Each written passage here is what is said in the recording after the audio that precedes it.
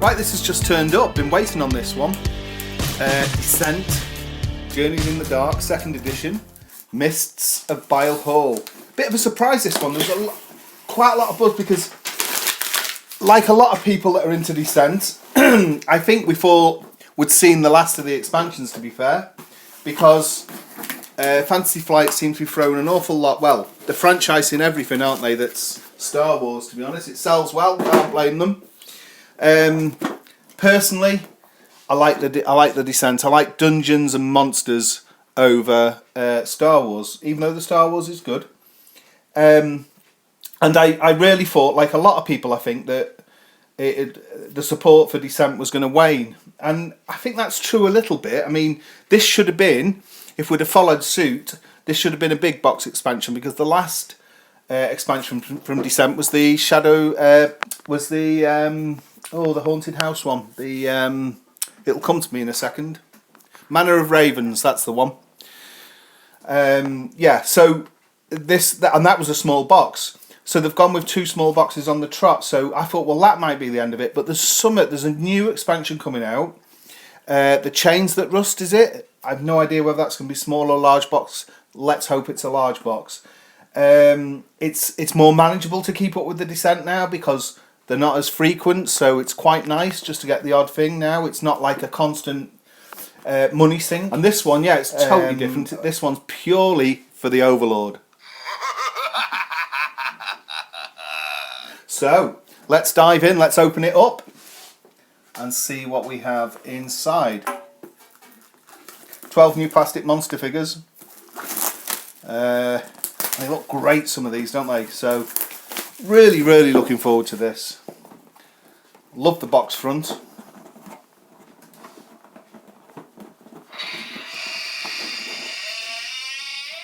There we go. Usual Fantasy Flight little booklet. Nice little compact book, this. Lovely glossy pages. We've got the map on the back, the Mists of Bilehall.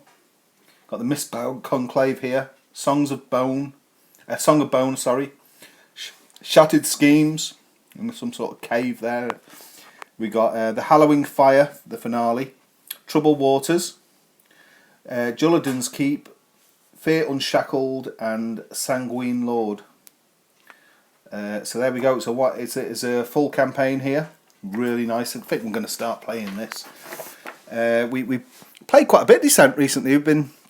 We knocked out a couple of games of Shadow of Narok Hall, and that is one cool campaign. That. So we've got the 12 plastic figures, a free lieutenant token. So there is going to be another free lieutenants to buy if you so wish to get them. With the lieutenant cards, relic cards, they're nice. Tainted cards, the 6 monster cards. There's 4 new conditions. Is that 1 new condition? 4 condition cards, so it's going to be 1 new condition. 8 shop item cards, be interesting to see what they are. Travel event cards, some more damage tokens, condition tokens, 12 crumbling terrain tokens, that's going to be nifty. 13 map tiles, 3 old walls tokens, and 8 new hero tokens. Okay, so it tells you about the Mists of Bilehall. Hazard terrain with the yellow lines around. They must be the crumbling walls, are they, or something? I don't know. Sludge terrain, so there's sludge going through, like, I suppose it's the swamps. I've got elevation, an epic story. There we go. Tells you all about it anyway. So the monster descriptions, look at this. We've got the reanimates, bloodwalkers, and bone horrors. I really like the look of the bone horrors. They put some, I mean, look at this artwork here. They really go to town, don't they, Fantasy Flight, on this sort of thing. I'm so pleased that we're still getting stuff for this. A Strange Awakening. Straight away, that looks a cracking map there. Sanguine Lord. Song of Bone. Fear Unshackled. Troubled Waters. Simon and Garfunkel. Shattered Schemes, Jullidan's Keep, Hallowing Fire, Hallowing Fire, the second part of it, Hallowing Fire, the third part of it, that's 2B, and there you go. A little advert for that logo there at the back. Wow, looks really cool, doesn't it? Lovely, lovely book there. Let's dive in now to the map tiles. Let's have a good look at these. Let's go for these next. Open them up with a little knife. Let's see. I've seen a thread on Board Game Geek about what we want coming next in Descent. I would love... Somebody mentioned about desert tiles, some sort of different, totally coloured terrain. I would like that. Sea, maybe even. Watery, like a watery one with all blues and stuff. Maybe a desert, like say with the sand. It would be nice. I would like to see a full-on house with all the rooms and stuff to go through. I know we had a little bit of that in Manor of Ravens, but some, you know, big box like that. So there's a large, very large tile here. That's quite unusual for one of the little box expansions. Looks pretty cool. Some of the tokens there, the condition tokens.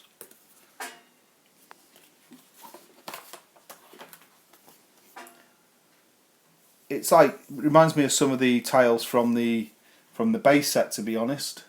Like the dark green, nothing too exciting, to be fair. Yeah, very, very similar to the base set, isn't it? A lot of the tiles, the backs and stuff. I suppose it is swamp in it, so but it's going to be interesting, isn't it, with all the new these rubble falling walls and stuff is going to be pretty interesting, I suspect.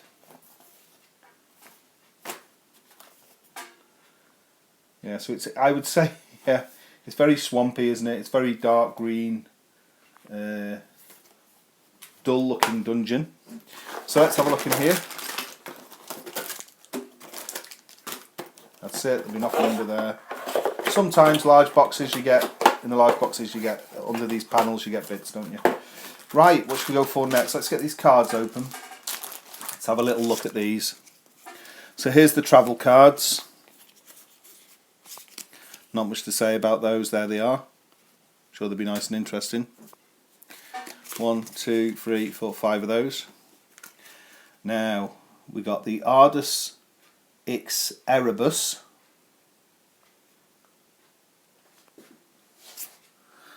Zarihel, and Kindriffle. So they're the lieutenants. So we're going to be seeing them coming out as plastic figures to buy.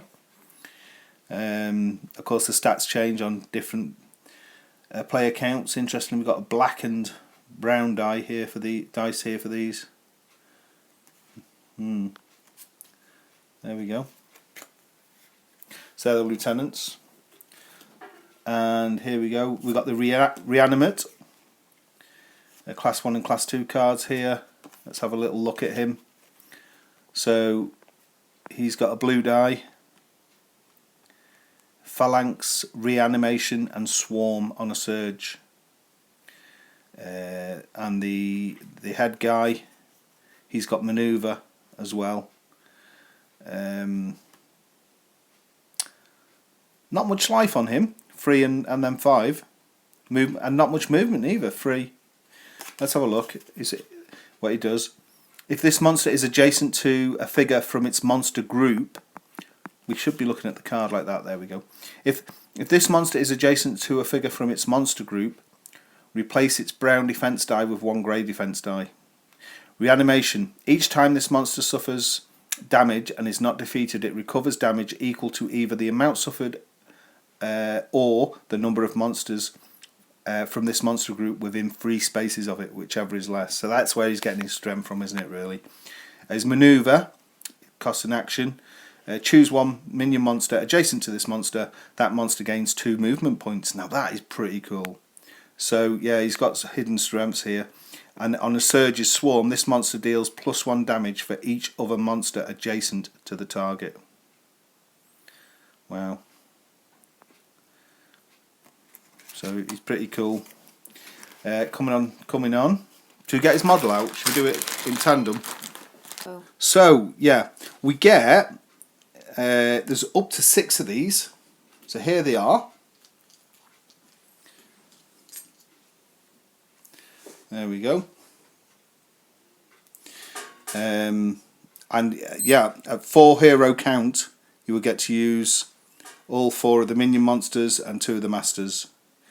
Pretty good, pretty nice. So let's have a look at them in detail. They come with a already brandishing their axe. So yeah, it's not a no ranged weapon. It's just the axe there. I say these are really nice, fantastic detail. A nice size as well. Take up just 1 space. Good solid model. Hate it when there's little flimsy, models that come with games, but these are good quality, aren't they? That's them. That's Reanimates. Let's have a look next at these like mummy. They look almost like mummies, I think. 3 of these, a master and 2 minion monsters. Now these are the brood walkers. They look like a bit of a mummy thing, don't they? Let's have a look what they can do. Well, they've only got a movement of 2, so they're pretty slow. But they've got a health of 7. The minion monster's got a defense of a brown defense, but then so's the master, so not very good there. Health of 10 on the master, pretty good. But let's see what they've got. So surge +1 damage. This is the Act 1 monster, and surge hive. They've got hive defense on the master, overflowing, and on a surge +1 damage and colonize. I should say the minion monster's got terrify and surge +1 damage. So let's have a look. He gets a blue and yellow attack die. Let's have a look. So the hive defense. Heroes treat each space adjacent to this monster as a hazard space. That's pretty cool. Overflowing. Heroes treat each space adjacent to this monster as a sludge space. And on the surge, colonize. If this attack deals at least 1 damage after the defense roll, the target is immobilized and terrified. So terrified is going to be that new action of which condition. Sorry. Let's have a look at a terrified token here. Here we go. Yeah, look, and there's a little screaming skull there. Totally terrified.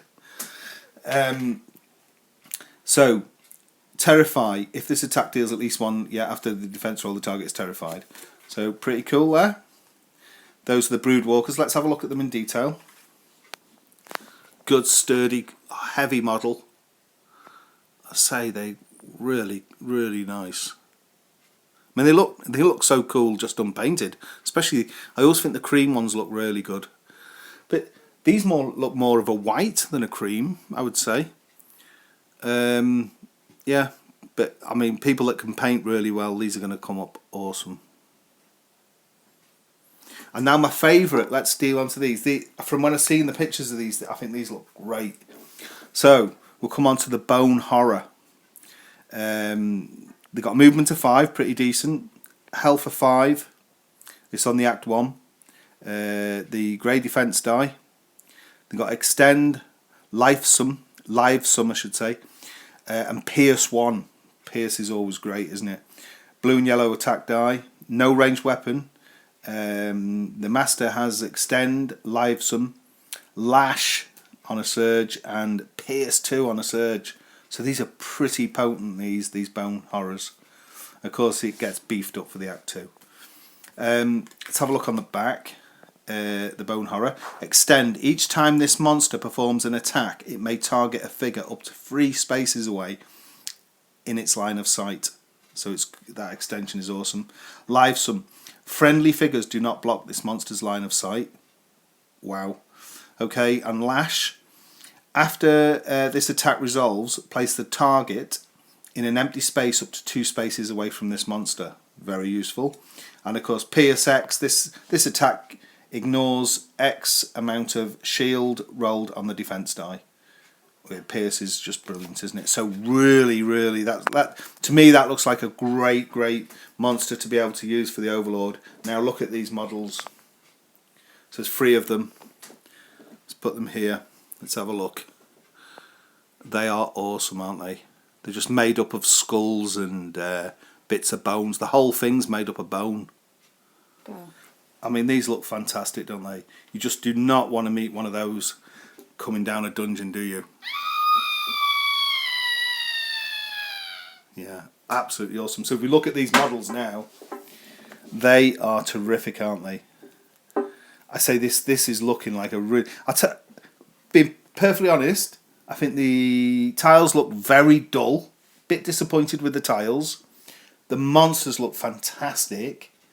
I'm sure the Miss Bilehall campaign itself, I mean, that looks great in the book, so I'm sure it's going to look really good. Let's get onto these little cards. What have we got here? So, we got the Terrified. So, let's have a look at this Terrified of this condition. You cannot spend surges. If there are no enemy figures in your line of sight at the end of your turn, discard this card or token. So that's how you get rid of it. And while you've got it, you're terrified, you can't spend surges. I really like that. That's pretty cool, isn't it? Really nice. Okay, so we got some relics here. We got the Waqua's Favour. We don't want to ruin too much here with spoilers and stuff. We've got the Blade of Brivala, and we got the Undertaker's Coat. Okay, really nice. And we, on the back, so we got the Undertaker's Coat this side. We've got the Fear Eater and the White Crown. The heroes, right?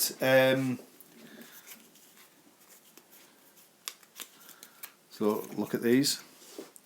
We've got Crazy Decay, New Orders, lots of text on these.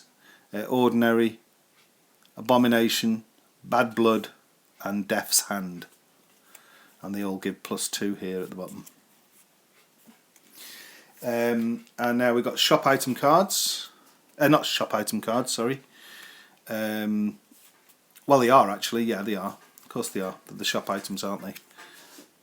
Are they all Act 1? Yes, they are. Shop item cards. So, one-handed. We've got the Mistbane. The blade there. We got the Corpse Bug Brooch. And that's... you can wear that. This costs 175. For 125, you can get the Soul Stone. It's two-handed and it's a ranged weapon. You can wear this, the Blood Script Ring, going cheap at 75. The Witch Hazel Bow, of course it's a ranged weapon, only 125. You'll need your two hands to use it. We got the Marsh Cloak. Fits in nicely with the Miss of Bilehall, doesn't it? The Marsh Cloak. Costs you 150. Obviously you wear that. We got the Battle Tome, 125. It's ranged and it'll only take one hand to use it. And we got the Soulbound Sword. Double-handed weapon, it's an axe and it costs you 100. All in all, wow, what a nice, neat... I'd say, shame about the map tiles, they're very dull looking, aren't they? Personally, that's what I think anyway. I just want a bit of colour coming back into Descent. The Shadow and Ericore was lovely and colourful. Yeah, you know, I mean, you could easily mistake that for just the base set tiles, couldn't you, really? It'd be nice to have something different. You know, I don't know, mists. I expected some sort of swirling mist on the tiles or something with a look, you know, with a look down approach. But no, never mind. That is... I hope gives you a good overview of the of what you get in this expansion. The Mists of Bilehall for Descent. Let's keep it coming. Thanks for watching.